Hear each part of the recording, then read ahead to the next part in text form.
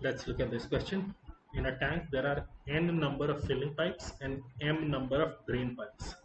Each filling pipe can fill the tank in 12 hours, while each drain pipe can empty the tank in 8 hours. It should tell you the filling rate of one pipe and drain rate of one pipe is in the ratio 2:3, because inlet pipe can fill it in 12 hours, outlet pipe can empty it in 8 hours. If all the pipes stay open, okay, we are also assuming the total size of the tank to be 24 to arrive at this.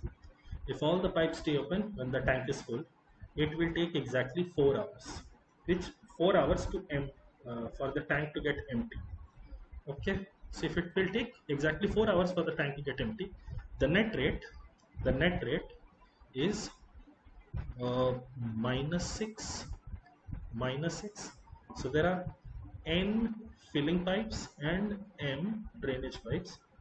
2n minus 3n is equal to minus 6. This is known to us.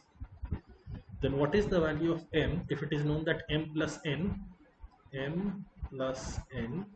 is equal to 12? This is also known to us. So because I want to find out the value of m, I'm going to multiply everything by 2. So this becomes 24 now. So minus plus, this is cancelled, this becomes 5m is equal to 30, or m is equal to 6. Answer to the question is option A, 6.